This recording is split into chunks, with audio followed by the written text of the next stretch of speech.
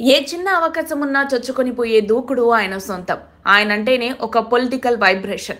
ఆయనెవరో కాదు, మాజీ ముఖ్యమంత్రి కేసీఆర్. అయితే కేసీఆర్‌లోని ఈ దూకుడిని చూసి చాలా కాలమైంది. 2014లో కేసీఆర్ ముఖ్యమంత్రి అయ్యాక కాస్త రిలాక్స్ అయినా 2018లో ముందస్తు ఎన్నికల సమయంలో కేసీఆర్ ప్రచారంలో కొత్త వ్యూహాలు రచించి గెలిచారు. అయితే 2023లో మాత్రం ఆయన వ్యూహాలు పెద్దగా ఫలించలేదు. అందుకే ఓడిపోయారు. తెలంగాణలో 10 ఏళ్లు అధికారంలో ఉన్న కేసీఆర్ ఎన్నికల సమయంలో తప్ప పెద్దగా ఎక్కడా కనిపించలేదని అందరూ అంటారు.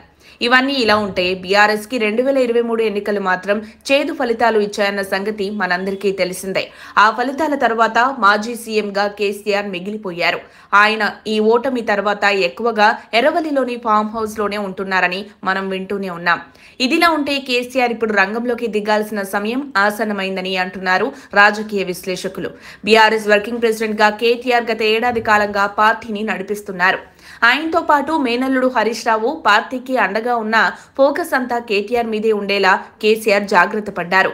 అటువంటిది ఇప్పుడు కేటీఆర్ కేసులను ఎదుర్కొంటున్నారు. కేటీఆర్ ఫార్ములా ఈ కార్ రేస్ కేసులో అరెస్ట్ కావడం ఖచ్చితమంటున్నారు.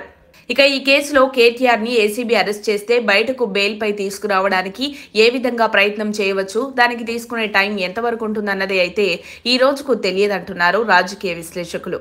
కేటీఆర్ అరెస్ట్ అయి జైల్లోనే ఉంటే అప్పుడు బీఆర్ఎస్ పరిస్థితి ఏంటి అన్నది బీఆర్ఎస్ పార్టీలో చర్చలు జరుగుతున్నాయి.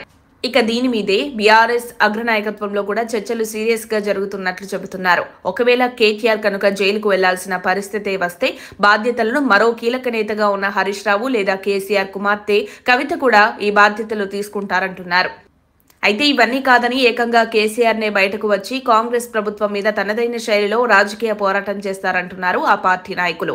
అందులో భాగంగానే కేటీఆర్ అరెస్ట్ అంటున్నారు. దాంతో ఇక పూర్వం మాదిరిగా కేసీఆర్ ని చూస్తారా అని బీఆర్ఎస్ నుంచి గట్టిగా వినిపిస్తున్నమాట.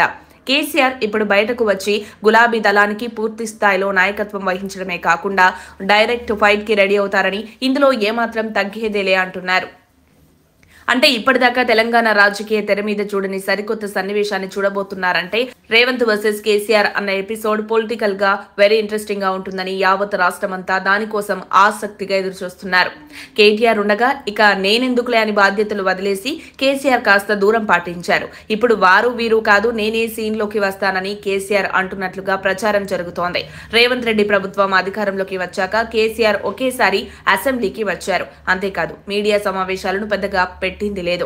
ఇక ఇప్పుడు డైలీ పాలిటిక్స్ లోకి కేసీఆర్ దిగితే కనుక తెలంగాణ పాలిటిక్స్ వేరే రేంజ్ లోకి చేరుకుంటాయంటున్నారు విశ్లేషకులు.